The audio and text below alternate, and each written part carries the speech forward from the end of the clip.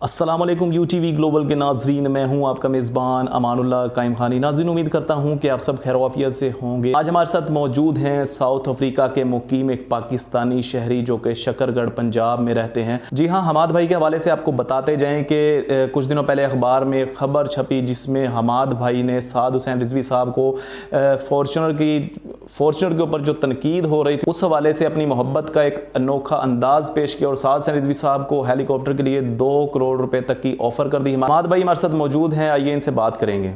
अस्सलाम वालेकुम जी। जी वालेकुम सलाम। ठीक, हमाद भाई हमें बताइएगा, आपने साउथ अफ्रीका से हमें ज्वाइन किया, इसके लिए बहुत बहुत शुक्रिया। हमें बताइएगा, नाज़रीन को, देखने वालों को बताइएगा कि जो पिछले दिनों में साद हुसैन रिजवी साहब की जो उन्होंने फैज़ाबाद तक सफ़र किया था एक फॉर्चुनर गाड़ी के अंदर, उस वाले से बहुत ज़्यादा तनकीद का सामना किया जा रहा है कि ये लोग तो वो हैं जो अचार और रोटी खाने की बातें करते हैं। तो ये लोग सोशल मीडिया पर ये बातें कर रहे हैं कि जनाब 1.5 करोड़ की गाड़ी साद हुसैन रिजवी साहब के पास कैसे आई।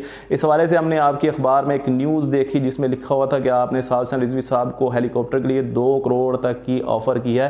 इस हवाले से आप क्या कहेंगे? जी, आपने देखा कि कुछ दिन पहले साद भाई जब इस्लामाबाद जलसे में गए तो वो एक नई गाड़ी पे गए जिसमें मुखालफों को बहुत ज़्यादा तकलीफ़ हुई और उनको होनी भी चाहिए। और हैरानगी की बात यह कि उन लोगों को तकलीफ़ हुई जिनका इस्लामाबाद से और बनी गाला से लाहौर तक लाखों रुपए का सफ़र बनता है। तो हम उन लोगों को ये बताना चाहते हैं, उनको ये जवाब देना चाहते हैं, जो मेरे साउथ अफ्रीका के अमीर हसन रिजवी साहब और मैं बतौर नायब अमीर हमाद रिजवी और मेरे दीगर साथी उनको ये जवाब देना चाहते हैं और हम साद भाई को ये पैगाम देना चाहते हैं कि आप अपने लिए हेलीकॉप्टर खरीदे। हम अल्हम्दुलिल्लाह 2 करोड़ रुपया देने के लिए तैयार हैं।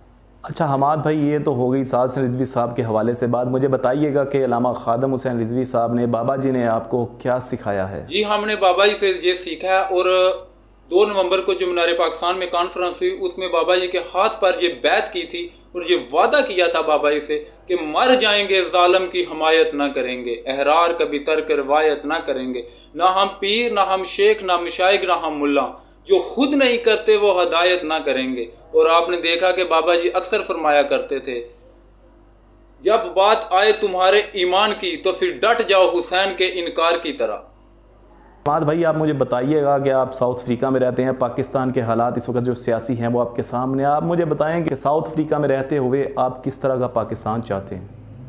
हम वो पाकिस्तान चाहते हैं जो कायदे आज़म ने बनाया। हम चाहते हैं कि तख्त पर हजूर का दीन हो, बाज़ारों में भी हजूर का दीन हो और अदालतों में भी हजूर का दीन हो, जहाँ फैसले कुरान और सुन्नत के मुताबिक हो, जो कायदे